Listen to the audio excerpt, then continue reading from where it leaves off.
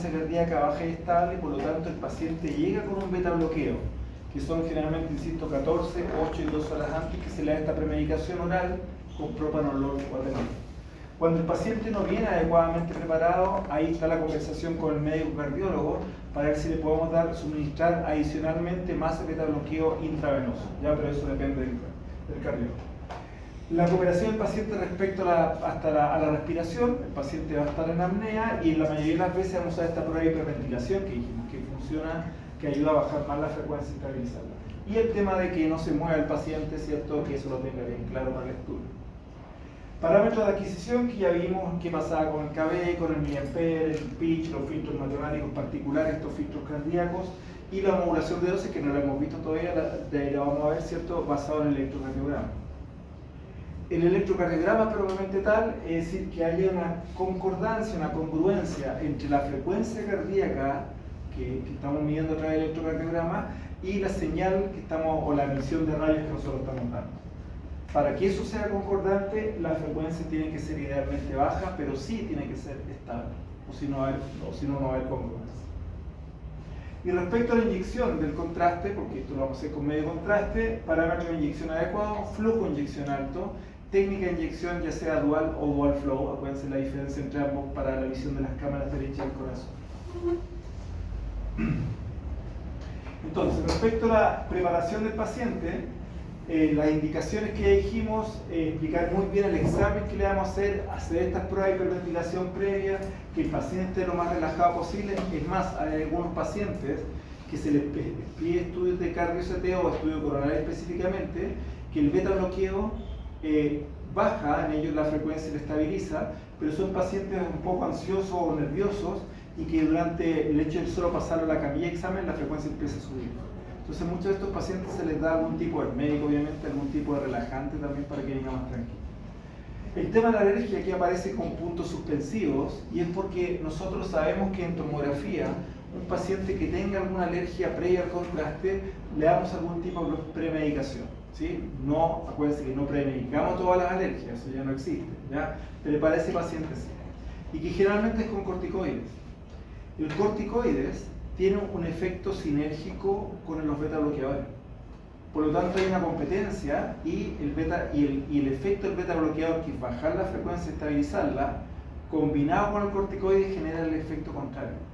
Aumenta la frecuencia cardíaca y la estabiliza. Por lo tanto, en estos pacientes tenemos que suspender el corticoide. ¿Ya? Nosotros vimos en clases anteriores que en la actualidad a pacientes que han sufrido anteriormente o que decían haber sufrido asma, qué sé yo, se premedicaban, en la actualidad no se premedican a esos pacientes. ¿Ya? Es la misma situación. O sea, ¿qué ocurría en un paciente con asma? Y lo vamos a ver más adelante. ¿Qué hacemos? ¿Le damos premedicación o le damos beta bloqueador? Para este estudio el beta bloqueador es fundamental. ¿Qué se hacía entonces? Se dejaba de lado el corticoide. ¿Qué le pasaba al paciente? Nada. Entonces ahí empezó, ¿cierto? ¿Por qué estos pacientes que son asmáticos no se les dio el corticoide, le pusimos contraste y no le pasó nada? ¿Cierto? Por eso en el fondo después se empezó a determinar que no era necesario. El clearance de creatinina es importante básicamente porque por la función renal, ¿cierto? Y que no haya problema. Contraindicaciones. Es decir, ¿cuándo no debería ser un estudio? Insisto, coronario, de las arterias coronarias. Fibrilación auricular, alto grado de bloqueo cardíaco, o sea, pacientes con arritmia. Dijimos que esto es una contraindicación para los estudios coronarios. No así para estudios de cámaras cardíacas. Dijimos que el estudio de cámaras cardíacas se podía hacer. Asma severa, con asterisco, por lo que les estaba explicando recién. La no utilización de corticoides para evitar que el beta bloqueador genere un efecto contrario. El clearance más que la creatinina, ¿cierto? Que sea bajo 30 sería una contraindicación.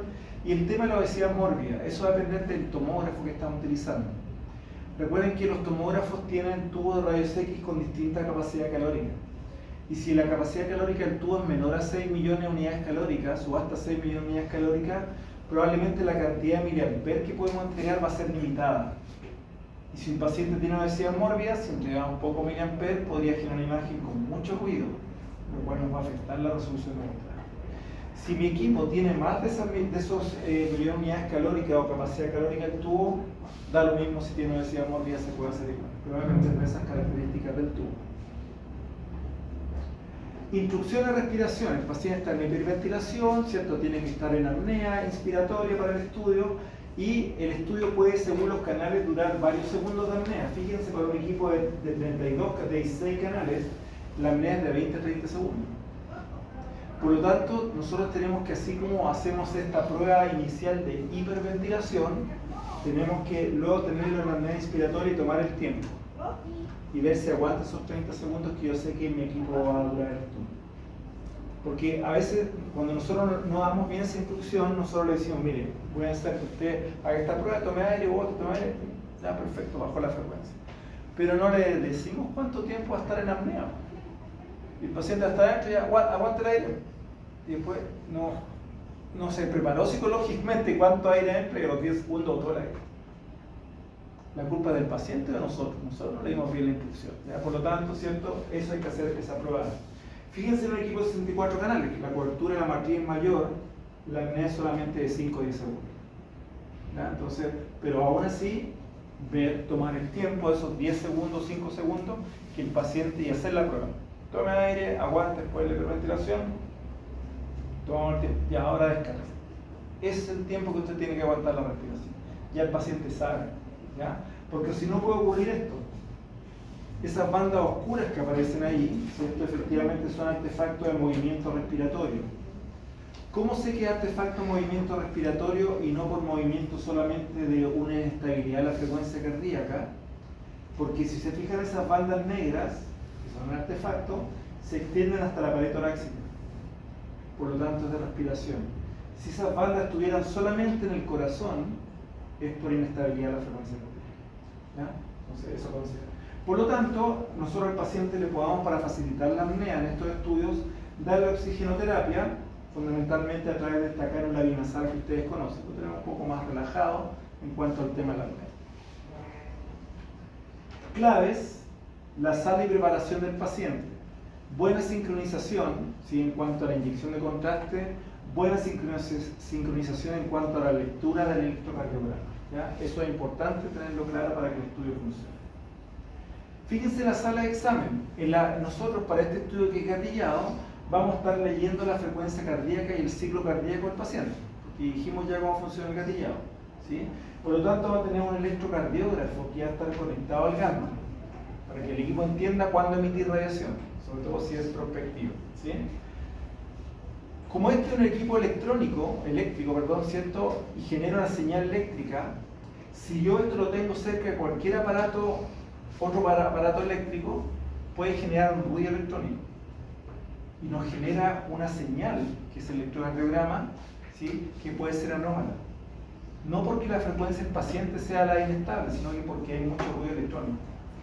Por lo tanto, lo ideal es que el electrocardiógrafo esté lejos del gantry, de lejos de la inyectora. Fíjense, aquí está al otro lado de la camilla y lejos de la camilla, ¿ya? Para que no haya ruido electrónico en esa señal. Por lo mismo, el cable que conecta el electrocardiógrafo al gantry para tener esta sincronización es un cable súper largo. Ustedes pueden mover el electrocardiógrafo allá al final de la sala, donde esté lejos del resto del equipo electrónico, ¿bien? Para que no haya ruido. Y por lo tanto, estos cables que son largos, uno tiende a tenerlos enrolladitos, ¿cierto? Para que no andemos tropezando con el cable ahí. Si yo los tengo enrollados, se puede generar un efecto físico, que sea un efecto solenoide, y va a ir generando esos ruidos electrónicos. Por lo tanto, lo ideal es que estos cables estén lo más estirados posible. Que los electrodos que van en el paciente estén paralelos al Z, es decir, al movimiento de la camilla. Todo esto para evitar el ruido que se pueda generar la señal del electrocardiograma. ¿Ya? Entonces, esas consideraciones hay que tenerlas. Otra consideración, tenemos que poner los electrodos en el paciente. Depende del electrocardiógrafo que tengamos. Algunos tienen 3, otros tienen 4 derivaciones. En la mayoría tienen 3 derivaciones. Y esas derivaciones se ponen por debajo de las dos clavículas, la línea media, ¿bien? Y la otra en el lado izquierdo a la altura del corazón. Bien, ahí están las 3 derivaciones. Esos electrodos, ¿cierto?, tienen que estar bien en contacto con la piel, porque si no también puede haber una señal errónea de este electrocardiógrafo. Por lo tanto, hay que limpiar muy bien la zona, en algunos casos hay que rasurar, ¿cierto?, cuando hay mucho vello en esta región, para que esté bien en contacto. Recuerden que el estudio, como es de la región torácica, el paciente va a ir con los brazos sobre la cabeza para el estudio, como lo vemos ahí. Y si nosotros ponemos estos electrodos, estos dos que van por debajo de la clavícula, en esta posición, y luego al paciente para el estudio levantamos los brazos, estos electrodos que estaban bajo la clavícula van a quedar por acá arriba. Entonces los electrodos se ponen en posición de examen. Todo eso, fíjense el cable, que no esté enrollado, estirado para evitar el efecto solenoide. Todo eso, ¿cierto?, es importante para tener una buena señal del electrocardiograma. Recuerden que para nosotros una buena señal del electrocardiograma es una señal donde el pic de la onda R es muy marcado para que el equipo reconozca el ciclo cardíaco. Si ustedes se fijan acá en el electrocardiograma hay unos puntos que están, unas líneas que están en rojo, que indican el inicio y el fin del ciclo cardíaco, de cada ciclo cardíaco. Hay una parte que está en blanca, que es la que indica en qué parte estoy tomando los datos para generar una imagen. ¿Ya? Y bueno, hay el resto del ciclo cardíaco. Y eso es lo que nosotros deberíamos tener para que el equipo reconozca adecuadamente el final del diástolo. Si nosotros tenemos una señal así del electrocardiógrafo, el equipo va a reconocer como que hay una inestabilidad en la frecuencia cardíaca, cuando puede que no la haya. Puede que solamente sea por el ruido electrónico. Entonces, no hay que empezar un estudio de cardioceteo de coronarias si mi señal del electrocardiograma está así. Por muy estable que esté la frecuencia, esto me va a afectar mi estudio y me va a generar artefacto en banda. Y no era un tema del paciente, era un tema de la señal eléctrica. ¿Ya? En esta condición tenemos que empezar el estudio. Si ocurre esa señal anómala, ya sea porque la frecuencia cardíaca es inestable o porque el electrocardiograma tiene mucho ruido, una imagen anómala, vamos a tener estos artefactos que están acá, esos bloques, esos saltos que hay, que es artefacto en banda. Si yo quiero ver las coronarias, ese artefacto en banda me va a afectar la visión del trayecto de la coronaria, que son vasos pequeñitos. Fíjense en este caso, donde efectivamente hay artefacto en banda, ¿qué es lo que se está viendo? Está el corazón, ¿cierto?, en distintos planos de reconstrucción y en VR, pero aquí yo no estoy viendo las coronarias. Aquí yo estoy viendo cámaras cardíacas y cómo las venas pulmonares están llegando al lado izquierdo. Este es el estudio para cámaras cardíacas. Y da lo mismo si el paciente tenía arritmia o no, porque no estoy viendo el trayecto de la coronaria en un vaso pequeño, sino que la cámara. Este estudio para electrofibulación. En el fondo es una evaluación de cámaras. Ahí solamente se podría hacer esto. Entonces, el electrocardiógrafo generalmente trae distintas derivaciones y generalmente la derivación que se usa por defecto, vamos a usar acá, es la derivación 2, donde fíjense la amplitud, el R es súper marcado y por lo tanto el equipo va a reconocer que mi ciclo cardíaco va de acá hasta acá. Fíjense aquí la amplitud de la onda R dentro del QRS, es súper pequeñita la amplitud, ¿cierto? Por lo tanto, quizá el equipo se va a confundir cuál es el pic de las ondas y cuál es mi RR. Entonces yo no puedo empezar el estudio con esta amplitud de onda, tengo que cambiar de derivación hasta tener la amplitud adecuada. Entonces, esta señal es la correcta para empezar el estudio. Bueno, ¿cómo hacemos el estudio? ¿Ya? Primero vamos a hacer un estudio, un topograma, que es del tórax, porque creo que por ahí está el corazón. Vamos a hacer el topograma, ¿cierto? Dos topogramas frontal lateral, los brazos arriba, dijimos, con el paciente en decúbito supino. Luego vamos a programar inicialmente un barrido sin contraste que se conoce como score de calcio o SMART score, ¿ya? Que es básicamente, como dice su nombre, es cuantificar la cantidad de calcio presente en las coronarias. Y eso nos va a dar un riesgo de enfermedad cardiovascular, no nos va a decir que hay un infarto, no, solamente riesgo de enfermedad cardiovascular. Y es un estudio sin contraste, que se hace en modo secuencial, modo cine, ya es el score de calcio. Luego vamos a hacer la angio, que para ver las coronarias, y vamos a usar como delay, para determinar el delay generalmente vamos a usar un bolus test o bolus tracking. Cualquiera de las dos estrategias es correcta. Puede ser lo que es el bolus test y bolus tracking, ¿cierto? Tiempo de llegada de contraste al vaso interno. Esto es a gusto del consumidor. A mí en la práctica me funciona más el bolus test, o me gusta más el bolus test para el estudio coronario, porque el inyectar contraste a alta velocidad, cuando sea alto flujo, puede acelerar un poco la frecuencia del paciente. Entonces yo hago esta inyección previa de contraste que a la misma velocidad y yo veo cómo se comporta mi corazón. Y después inyecto el volumen completo con una gigantomía. Entonces eso a gusto consumidor, en mi caso particular por eso me gusta más hacer esa inyección previa. Luego hacemos la adquisición, que puede ser un gatillado prospectivo, sea secuencial, o un gatillado retrospectivo, que es el más frecuente, que es el helicoidal. Y acá es súper importante la reconstrucción retrospectiva. Aquí en un estudio coronario sin reconstrucción retrospectiva no andamos bien, ¿ya? Siempre la motriz. Entonces en nuestro programa nosotros vamos a planificar, si vemos en el plano frontal, ¿cuál iba a ser el rango de planificación para el estudio coronario? ¿Desde dónde hasta dónde íbamos a planificar? Desde la carina, ¿cierto? Dijimos, porque 1 centímetro por abajo nace la corona izquierda, hasta 1 o 2 centímetros por debajo del diafragma. ¿Por qué por debajo? Porque a veces el paciente respira con distinta profundidad y nos podría quedar cortado. ¿Ya? Ese es el rango de estudio. Si el estudio fuera para bypass coronario, ¿cuál sería el rango de estudio que ustedes planificarían? Desde la subclavia, ¿cierto? Hasta la base del diafragma, ¿sí? Esa sería la diferencia. El largo.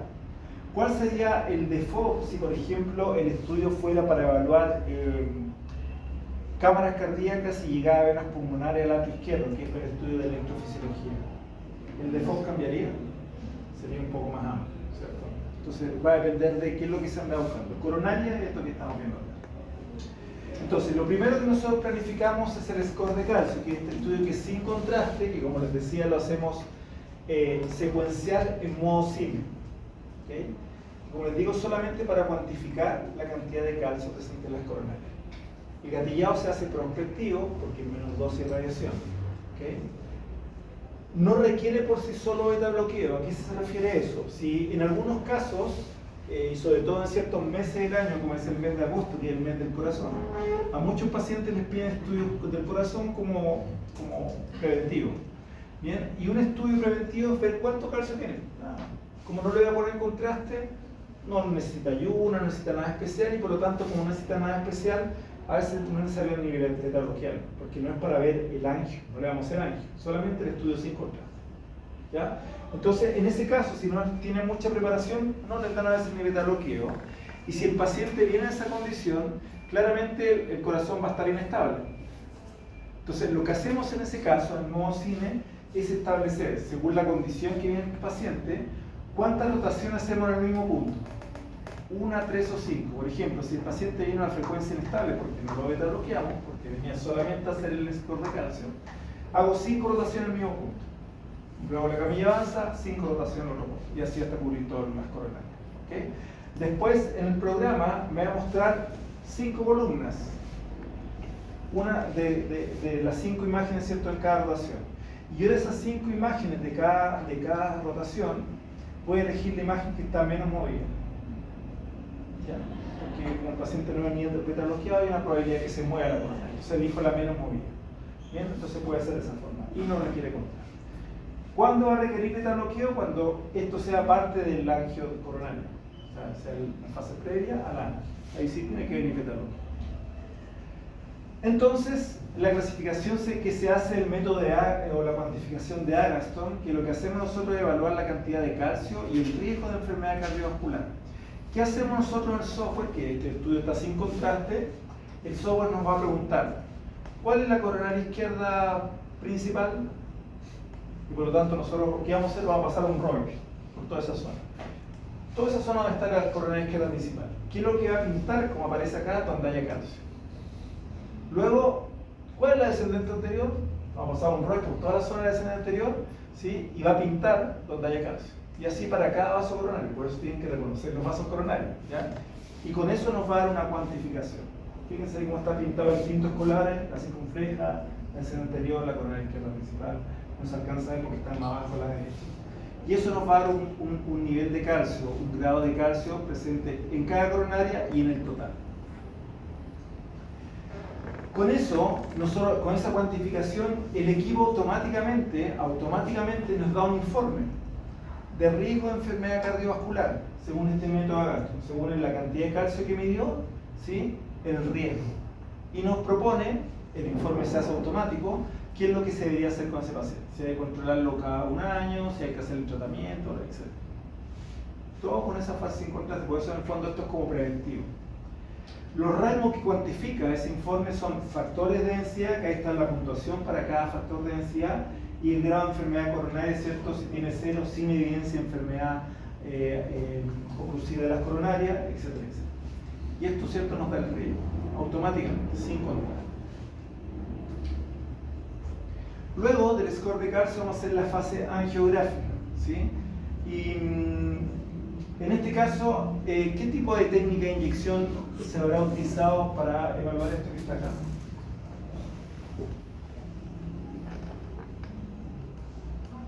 Si ustedes se fijan, dijimos que un criterio para evaluar las coronarias, el angio coronario, es que las arterias coronarias, ahí está la descendente anterior, ahí está la derecha, ahí está la circunfleja, estén con una alta opacificación, sobre 300 Watt.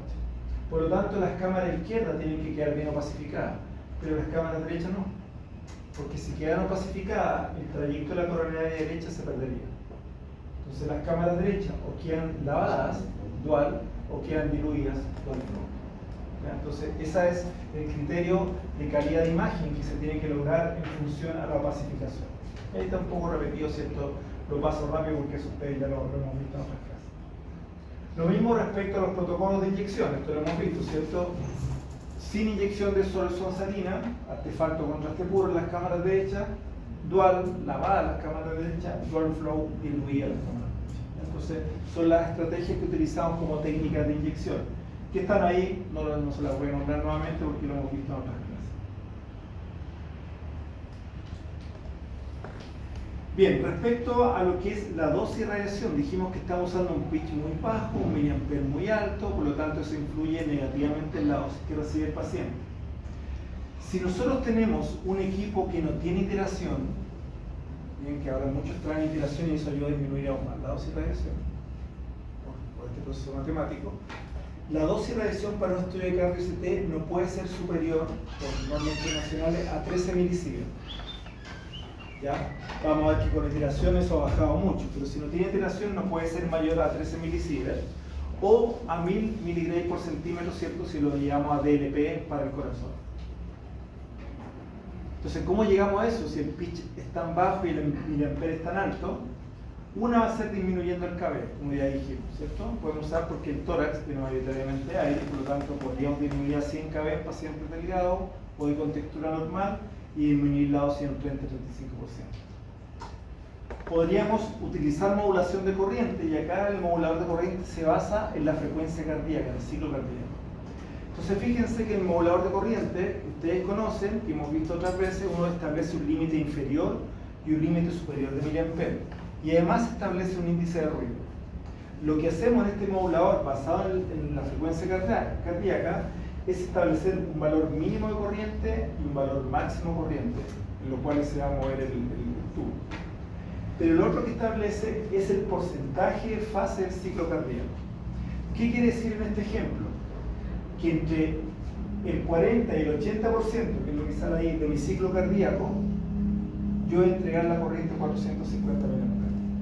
En el resto de cada ciclo cardíaco, o sea, entre el 0 y el 39% y el 81 y el 100%, voy a entregar una corriente de 150 mA. ¿Okay? ¿Cómo yo determino esto? ¿Cómo yo determino este porcentaje de fase? Va a depender de la estabilidad o de la frecuencia cardíaca, que sea si es muy alta o muy baja en el paciente. Entonces eso nos va a ayudar a disminuir la dosis en forma sustantiva y llegar a valores, dijimos que tiene que ser por máximo 13 milisievert. Ya, fíjense en este caso, 26, el doble de milisievert. Tiene que ser menor a 13 milisievert. Si nosotros comparamos estos dos casos que están acá, en la visión de las coronarias, que dijimos que tiene que tener buena resolución espacial y sobre todo el contraste, por eso el alto miliampere, el pitch bajo, etc. Fíjense que en ambos casos las coronarias se ven adecuadamente, aunque en la segunda imagen tenga algo más de ruido.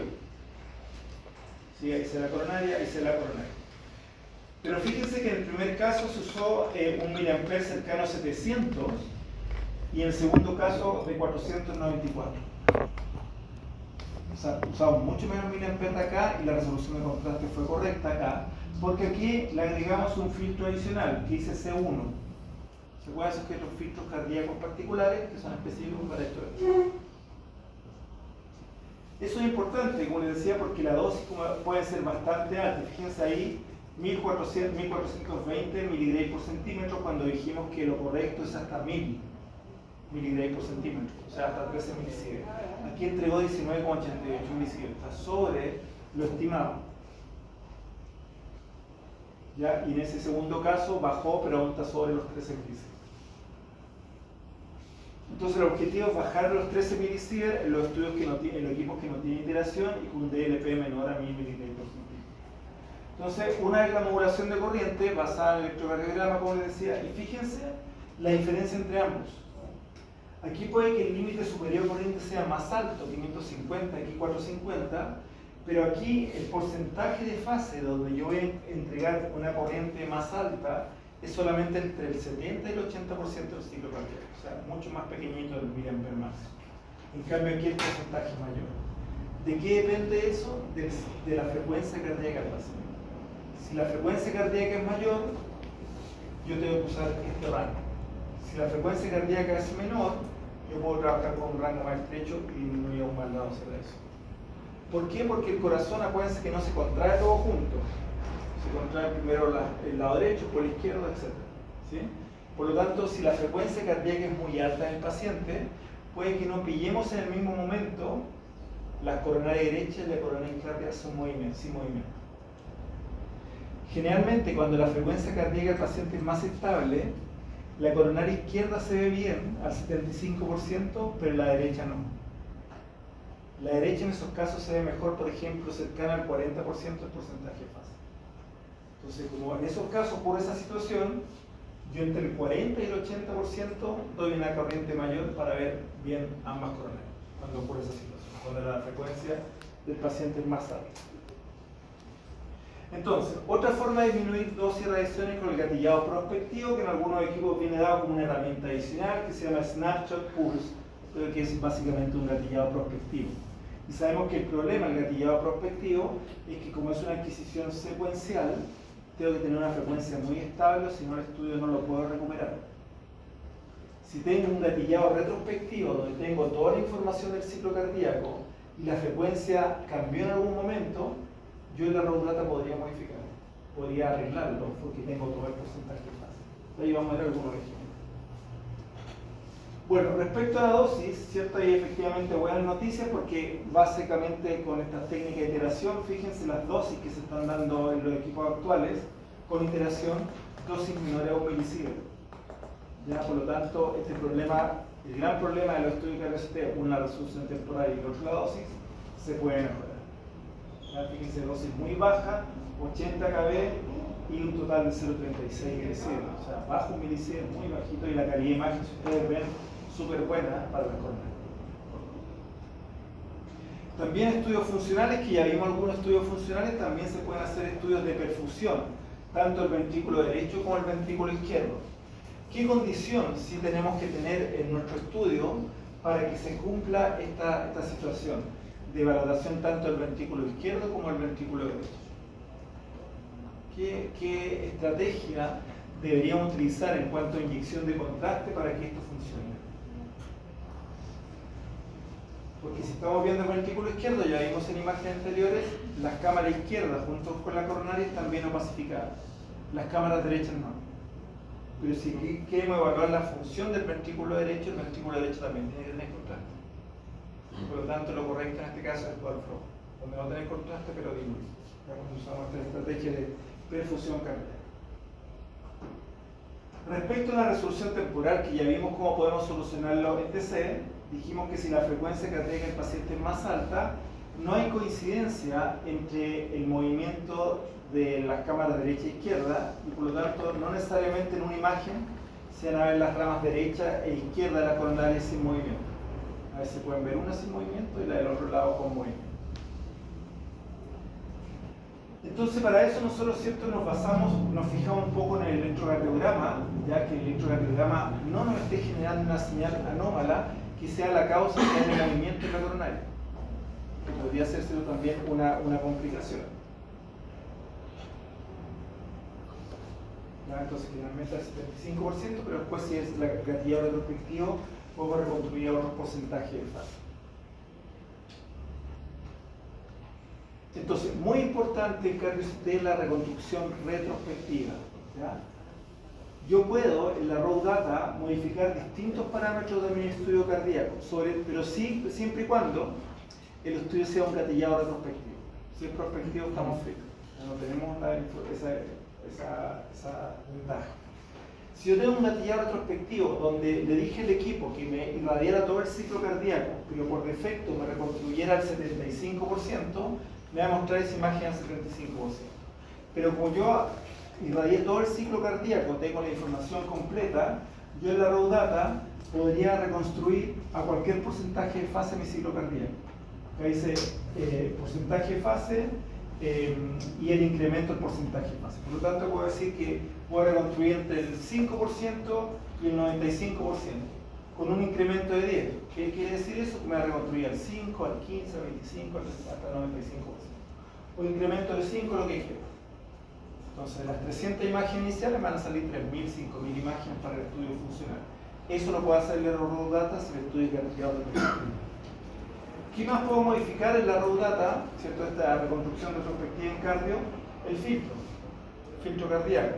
Si la imagen quedó muy ruidosa, podría la raw data también cambiar este filtro a un valor mayor. Y también puedo modificar el modo snapshot. ¿Se acuerdan del modo snapshot? ¿Para qué resolución ayuda? Resolución temporal. Por lo tanto, también lo puedo modificar en la raw data. ¿Okay? ¿Qué más puedo modificar? La señal de electrocardiograma. Si, por ejemplo, yo tuviera una onda, un pic de onda mayor acá porque tuvo alguna variación en el electrocardiograma, ¿qué va a hacer? Que el equipo que va a reconocer ese pic y el otro pic como un ciclo cardíaco. Como va a ser distinto al ancho de los otros ciclos, va a generar un artefacto en banda. Entonces, ¿qué puedo hacer al editar el pic? Al editar este electrocardiograma, sacar esa onda que está incorrecta, eliminarla, o moverla, o invertirla cuando es una onda inversa. O sea, puedo editar la señal de mi electrocardiograma en la raw data. Se fijan acá que aparece ahora, ¿se acuerdan lo que en la imagen anterior, cuando íbamos a hacer la adquisición, aparecía en blanco de mi ciclo cardíaco? ¿Se acuerdan que aparecía una parte chiquitita en blanco, que era lo que yo iba a reconstruir como imagen? Aquí fíjense que está todo el ciclo cardíaco en blanco, porque yo reconstruí todos los porcentajes de fase. Por eso, ¿cierto?, me está mostrando todo eso en blanco. Entonces, eso también se puede hacer en la raw data. Si no hay coincidencia en el movimiento de las cámaras derecha e izquierda, porque la frecuencia es más alta, puede ocurrir, por ejemplo, esto, que a una frecuencia baja, que es lo que nosotros queremos idealmente, hay una alta probabilidad que la coronaria izquierda se vea mejor entre el 70 y el 80%. En cambio, si la frecuencia es más alta, los latidos por minuto, la probabilidad de que la coronaria derecha se vea mejor va a ser cercana al 40%. Entonces, si el paciente tiene una frecuencia más alta, tenemos que reconstruir a distintos porcentajes de fase. Entonces, fíjense lo que pasa acá en la visión de la coronaria derecha. Un paciente que tiene 92 latidos por minuto. ¿Ya? Reconstruimos en la raw data a distintos porcentajes de fase, 30, al 60%, al 80%, al 40%, etc. Y donde mejor se ve la coronaria derecha en este paciente con esa frecuencia cardíaca, con menos movimiento, es al 40% del porcentaje de fase. ¿Okay? El mismo paciente, la visión de las ramas de izquierdas coronarias, el mismo paciente a 92 latidos por minuto, al 80% se ven mejor las ramas coronarias izquierdas. Entonces, nosotros podemos recuperar esa información si al adquirir al 75% no se ven bien en las coronarias. Podemos reconstruirla a distintos porcentajes. Entonces, fíjense en este caso 1, ¿ya? Donde fíjense el movimiento de la coronaria, y sobre todo la derecha, que siempre es la que más problemas nos genera. Esta es la coronaria derecha. No sé si se ve que se movió, ya se pegó un saltito, se movió, ¿ya? Por lo tanto, si nosotros reconstruimos eso, con ese salto nos va a dar un artefacto y no vamos a ver el trayecto completo de la coronaria. ¿Qué se hizo en este caso? Entonces, al ver eso, se hizo una nueva adquisición. Un segundo barrido, se inyectó nuevamente contraste. Sigamos la coronaria derecha, que era nuestro problema, por ahí va a empezar recién a aparecer, ahí está. Se pegó otros saltos. Y ahí se pegó otro salto, nos quedó peor. Ya se hizo un segundo barrido, se barrió de nuevo y quedó peor el estudio. ¿Qué implica eso? Que si al paciente le hicimos 2 barridos, 2 inyecciones de contraste, la dosis total, fíjese en DLP, 3067 cuando era 1000. O sea, en dosis efectiva le entregamos casi 40 milisievert, cuando el máximo era 13 milisievert. ¿Ya? Porque le hicimos 2 adquisiciones. Fíjense, en la primera adquisición, nosotros reconstruimos la coronaria derecha y fíjense que efectivamente está con movimiento, por ese salto que se pegó. En la segunda adquisición, hacemos una reconstrucción en MIP nuevamente curvo, la coronaria derecha se vio peor todavía. ¿Okay? Entonces nuestro estudio no nos sirvió para nada. Irradiamos al paciente, inyectamos contraste de más, no nos sirvió. Pero resulta que en la primera adquisición que hicimos, si yo evalúo la coronaria izquierda al 75%, la coronaria izquierda se ve perfecta, sin ningún salto. Era solamente la derecha la que presentaba problemas. Y por eso decidimos repetir el estudio. Entonces, ¿qué hubiese pasado si yo efectivamente, antes de hacer una segunda adquisición, yo hubiese ido a la reconstrucción retrospectiva y hubiese reconstruido distintos porcentajes de fase? La coronaria derecha, que es la que presentaba problemas. Fíjense, al 70% se ve todo movido. Al 80% se ve también movido, pero un poquito menos que acá. Al 50%, todavía, ahí está, ¿cierto? Se ve con menos movimiento la coronaria derecha. Si yo hago una reconstrucción curva con MIP, ¿cierto? Vemos que al 50%, ahora la coronaria derecha se ve sin movimiento. O sea, no era necesario haber hecho una segunda adquisición sin primero haber tratado de recuperar información en la raw data, reconstruyendo distintos porcentajes de fase y poder ver en este caso la coronaria derecha sin problema. Segundo caso de los 48 casos. Aquí en la coronaria derecha, nuevamente, siempre la que más problemas genera, ahí va, se pegó un salto, de nuevo, y ahí se pegó otro salto. ¿Ok? Si nosotros vemos eso entonces en otro plano, vemos la coronaria derecha reconstruida y fíjense los saltos ahí, ese salto que hay ahí, que es lo que veíamos, ¿cierto? Y por lo tanto, si nosotros queremos ver si hay alguna estenosis ahí, no podemos saber porque hay un salto. Entonces podríamos decir, podríamos reconstruir a otro porcentaje de fase. Pero fíjense que ahí hay otros artículos, que el mismo paciente, pero la coronaria izquierda, también presenta el mismo salto. Fíjense, ahí está el salto de la coronaria izquierda, ahí está el salto de la coronaria izquierda. En el caso anterior era solamente una la que estaba con movimiento, la otra no. Entonces, ¿qué es lo que podíamos hacer en este caso? Más que cambiar en la raw data el porcentaje de fase, porque fíjense, se cambió el porcentaje, ahí está el 75%, ahí están los saltos en la derecha y en la izquierda. Si cambiamos el porcentaje de fase por sí solo, 65 al 75, al 85, etc., siempre se van a ver estos saltos. Eso es por inestabilidad de la frecuencia. ¿Okay?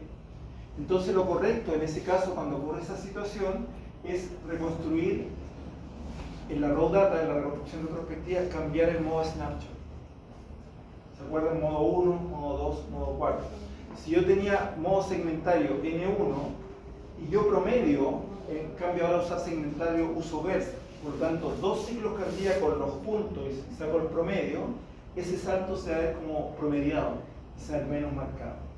¿Ya? Por lo tanto, lo correcto en esos casos es reconstruir a distintos modos snapshot.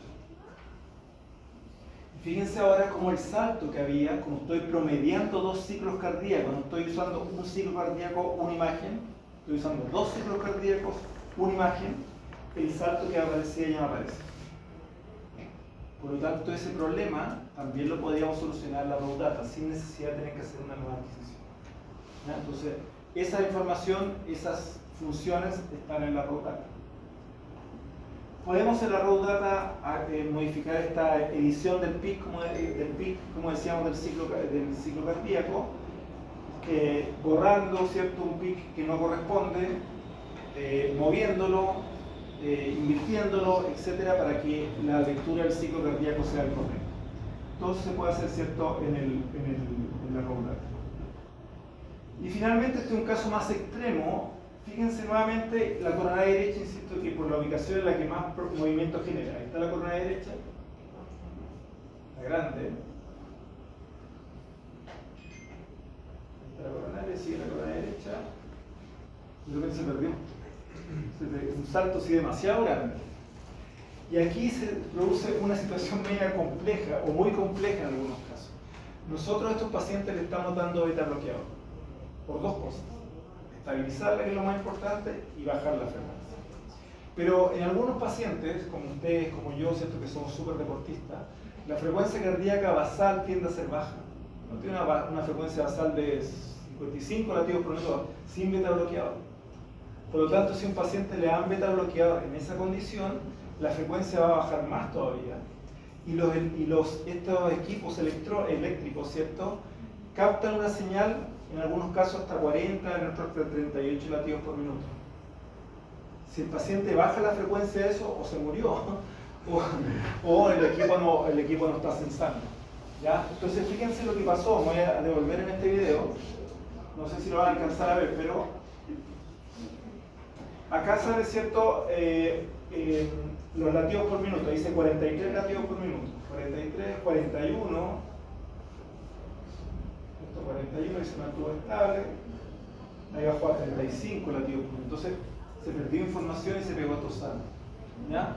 Entonces, ojo con esa información. Si el paciente tiene una frecuencia basal baja, igual lo vamos a beta bloquear por la estabilidad, pero quizás la dosis que se le da va a ser menor. Entonces, para considerar eso también. Entonces, en ese caso, como no teníamos una parte del corazón que no se leyó, porque no tuvimos señal del electrocardiograma, este resultado de imagen que está acá de la coronaria no es real. Lo que ocurrió, ¿cierto?, fue eso, que quedó toda esa zona sin señal del electrocardiograma. Por lo tanto, ¿cómo la recuperamos en la raw data?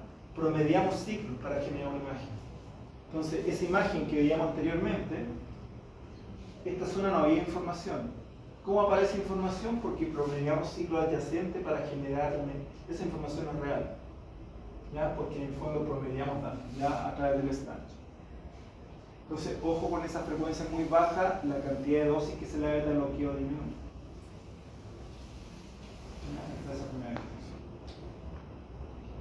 Bueno, y remover, como les decía ya, estas señales del electrocardiograma cuando nos generan una doble lectura como ciclo cardíaco. Porque puede haber un pic por acá y que el equipo va a reconocer ese pic como un ciclo cardíaco y este otro como otro ciclo cardíaco, cuando el ciclo cardíaco era solamente este. Entonces, como ese pic me está molestando, lo saco. ¿Ya? Porque es un pic que no corresponde al QRS. Entonces, eso se puede hacer para mejorar la señal del electrocardiograma en forma retrospectiva. Entonces, cuando nosotros hacemos un estudio de cardios para ver coronarias y obtenemos estas imágenes iniciales que estamos viendo en el video y ustedes ven algún tipo de salto, la solución no es hacer una nueva adquisición. La solución es ir a la raw data y utilizar todas las herramientas necesarias para tratar de corregir esa información incorrecta. ¿Okay? Si eso no nos funciona, ahí recién decidimos, repetimos el estudio, le ponemos más contraste o no. ¿Ya? Pero lo primero que hay que hacer acá es ir a la raw data. Si yo utilizo en estos pacientes donde de repente se me pegó un saltito porque se me inestabilizó un poco la frecuencia cardíaca y uso el modo snapshot, promedio datos, los ciclos cardíacos lo puedo recuperar. Pero en un paciente que tiene una arritmia, por más que use estas herramientas o esta estrategia, no voy a evitar que tener este artefacto en banda. Por eso que para las coronarias, el paciente con arritmia es una contraindicación. No podemos solucionar esos saltos. ¿Ya? Ni siquiera con el metabloqueo, porque insisto, es un problema eléctrico del corazón que no tiene que ver con la función que no genera el metabloqueo. Bien, entonces la conclusión de los estudios en cardio-CT es que básicamente aquí los tres parámetros son fundamentales, pero estamos agregando estrategias nuevas, ¿cierto?, respecto a la resolución temporal. Aquí la resolución temporal tiene que ser adecuada, tiene que ser muy buena para que nuestro estudio funcione. Otra consideración, no vamos a empezar el estudio si el paciente no está bien preparado. Si no viene bien preparado, mejor lo recitamos. O vemos si el médico le da otro tipo o más beta bloqueo. Si tenemos un buen beta bloqueo del paciente, una buena frecuencia, estable, baja, etc., pero la señal del electrocardiógrafo no es correcta, tampoco podemos empezar el estudio. Entonces todo eso depende de nosotros, ¿cierto?, al momento de empezar el estudio. Para que el estudio cardio, que es más complejo este sea, ¿cierto?, le funcione. Bien, ¿tiene alguna pregunta? ¿No? Ya, vamos a hacer un control de salida, porque están bien atentos. 47514.